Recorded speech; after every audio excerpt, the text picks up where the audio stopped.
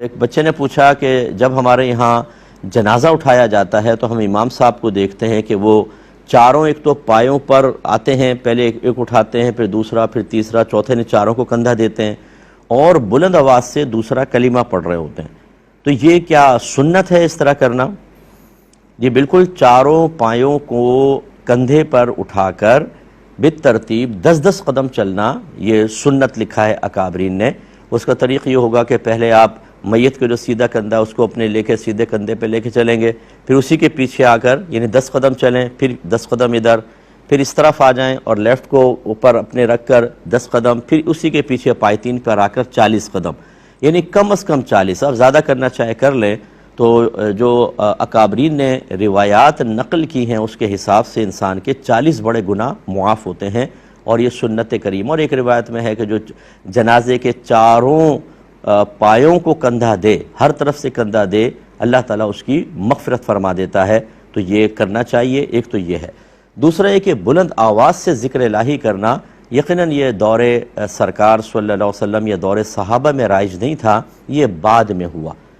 پہلے زمانے میں بلکہ فقہائے اسلام نے اس کو مکروہ لکھا تھا، جنازے کے ساتھ بلند آواز سے ذکر کرنا، لیکن یہ مکروہ تحریمی نہیں، مکروہ تنزیہی، یعنی نہ کرنا بہتر ہے، لیکن کریں تو کوئی گناہ گار نہیں، کیونکہ ذکر الہی سے شریعت نے کوئی منع نہیں کیا، بلکہ وہ وقت ایسا ہے کہ اگر ذکر الہی کریں گے تو باعث نزول رحمت ہوتا ہے، تو مردے کے لیے راحت کے سامان ہونے کا امکان ہے۔ منع کیوں کیا تھا؟ منع اس وجہ سے کیا تھا کہ پہلے دور میں لوگ جب جنازے میں شرکت کرتے تھے تو ہر ایک جنازے سے عبرت حاصل کر رہا ہوتا تھا، اور یہ جو سوچ ہے، فکر ہے، یہ ظاہری ذکر سے کہیں زیادہ بہتر ہے کہ ظاہری ذکر تو ویسی غفلت سے بھی آدمی کرتا ہے، لیکن جب انسان سوچتا ہے، غور کر رہا ہوتا ہے، اپنی موت کو یاد کر رہا ہوتا ہے، اس کے اثرات بہت زیادہ ہمارے ظاہر و باطن پہ پڑتے ہیں، نفس و شیطان کی گرفت کمزور ہوتی ہے، انسان آخرت کی طرف مائل ہوتا ہے۔ اس لیے امام غزالی رحمۃ اللہ علیہ نے اپنے زمانے کے بارے میں لکھا کہ ہمارا زمانہ ایک ایسا زمانہ ہے، یا ایک روایت میں یہ ہے کہ پہلے ایسا ہوتا تھا کہ کسی کے جنازے میں جب کوئی آدمی شرکت کرتا اور چاہتا کہ اس جنازے کے قریبی عزیز سے تعزیت کر لے، تو اسے سمجھ میں نہیں آتا تھا کہ اس کے قریبی عزیز کون ہے، اس لیے کہ ہر شخص غم میں ہوتا تھا اور بہت ہی زیادہ وہ اداس نظر آتا تھا اور غور و تفکر کرتا ہوا، تو رشتہ دار کی پہچان نہیں ہوتی تھی، یعنی اجنبی آدمی کو پتہ نہیں چلتا تھا۔